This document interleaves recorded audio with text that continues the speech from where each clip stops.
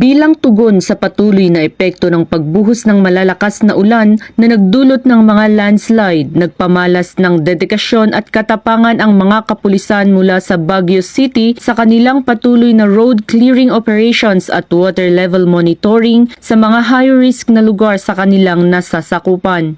Upang matiyak ang kaligtasan at tuloy-tuloy na biyahe ng mga motorista at residente, agad na rumisponde ang mga kapulisan para alisin ang mga putik at iba pang mga sagabal sa kalsada sa gitna ng masungit na panahon. Habang ginagawa ang mga ito, nakaalerto ang mga kapulisan sa posibilidad na biglaang pagguho ng lupa at flash flood, bagay na nagpalala sa panganib ng operasyon. Samantala, patuloy pa rin ang mga kapulisan sa water level monitoring tulad na lang ng sa Burnham Lake upang mapanatiling ligtas at flood-free ito. Ang mga pagsisikap na ito ay bahagi ng pangako ng kapulisan na tiyakin ang kaligtasan ng mga motorista at residente sa lugar lalo na sa mga ganitong panahon ng sakuna. Panawagan naman ng Baguio City PNP sa publiko na maging alerto at patuloy ang pakikipag-ugnayan sa mga otoridad para sa anumang insidente o obserbasyong maaaring magbunsod ng panganib.